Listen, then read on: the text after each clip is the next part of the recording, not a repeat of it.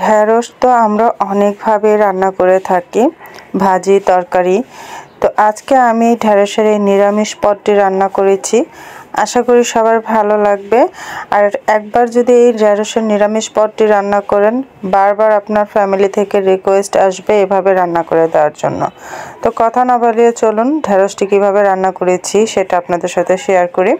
তো প্রথমে আমি এখানে 200 গ্রাম ঢেঁড়স আর এখানে 2টা আলু নিয়ে নিয়েছি।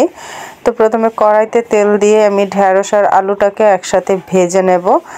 এতে করে কি হবে, ঢেঁড়সের যে একটা পিছলে পিছলে ভাব আছে, এই পিছলে ভাবটা থাকবে না। কারণ তরকারিতে অনেক সময় ঢেঁড়স তরকারিতে পানি দেওয়ার সময় পানিগুলো একদম পিছলে পিছলে আঠালো হয়ে যায়। তো ওইটার জন্যই ঢেঁড়সটা ভাজি করা।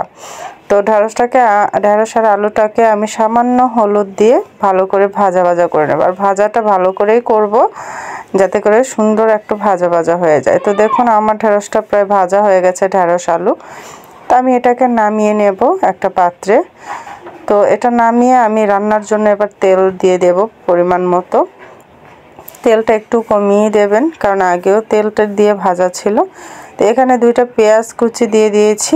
পেঁয়াজ কুচিটা ভালো করে ভাজা হয়ে আসলে, হালকা বাদামি কালার হয়ে আসলে এর মধ্যে আমি পেঁয়াজ বাটা দিয়ে দেব। এখানে পেঁয়াজ বাটা আছে 2 থেকে 3 টেবিল চামচের মতো। পেঁয়াজ বাটাটা দিয়ে 2 থেকে 3 মিনিটের মতো ভালো করে ভাজা করে নেব। তো পেঁয়াজ বাটাটা ভাজা হয়ে গেলে এবার দিয়ে দেব আদা রসুন বাটা। এখানে 1 টেবিল চামচের মতো আছে। ভালো করে ভাজা করে নেব যাতে কাঁচা গন্ধটা চলে যায়। তো এবার এটা ভাজা হয়ে গেলে আমি এখানে পানি দিয়ে দেব যাতে মশলাটা না পুড়ে যায়।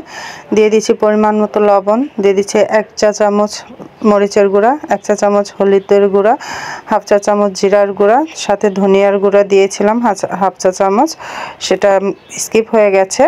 তো এবার মশলাটাকে ভালো করে কষিয়ে নেব। আর দিয়ে দেব এখন গরম মশলা, চা চামচের 4 ভাগের 1 ভাগ, শুধু সুন্দর একটা গ্রানের জন্য। আর এখন দিয়ে দিচ্ছি টক দই, 2 থেকে 3 চা চামচের মতো টক দই দিয়ে দিয়েছি। এটা চাইলে আপনারা দিতেও পারেন, নাও দিতে পারেন। তো আমার ঘরে ছিল, আমি টক দইটা দিয়ে দিয়েছি। এতে করে সুন্দর একটা ফ্লেভার আসবে, খাবারের স্বাদটাও বেড়ে যাবে।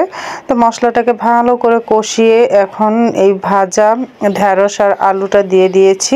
মশলার সাথে ভালো করে এগুলো মিশিয়ে নেব 1 থেকে 2 মিনিটের মতো। তো ভালো করে মিশানো হয়ে গেলে এখন দিয়ে দেব এখানে নারকেল।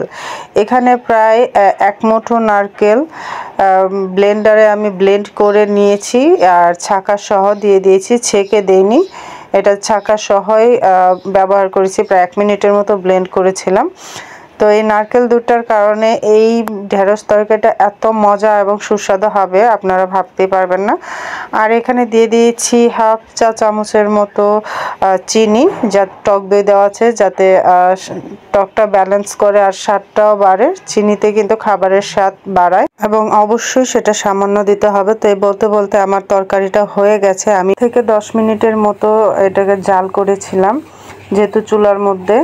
তো চুলার তরকারি এমনিতেই ভালো হয়। তো আজকের এই ঢেঁড়সের নিরামিষ তরকারিটা খুবই সুস্বাদু এবং লোভনীয় হয়েছে। দেখুন কালারটা দেখে কত সুন্দর লাগছে, আর খেতেও এটা অসাধারণ ছিল। তো নারকেল দুধের কারণে বিশেষ করে এটা খুব সুন্দর একটা ফ্লেভার আসছিল, খুব সুন্দর মানে একটা ক্রিমিনেস ছিল তরকারিটার মধ্যে। তো আশা করি আজকের এই তরকারিটা আপনাদের ভালো লেগেছে। এটা ভাত, রুটি, পরোটা বা এমনিতেও খেতে পারবেন, এটা এতটাই সুস্বাদু এবং দুর্দান্ত ছিল। তো আজকের মতো এই পর্যন্তই। আপনাদের কার কীরকম লেগেছে কমেন্ট বক্সে জানাতে ভুলবেন না। আর অবশ্যই আমার ভিডিওটা ভালো লাগলে একটা লাইক এবং বেশি বেশি করে শেয়ার করে দেবেন। আল্লাহ হাফেজ।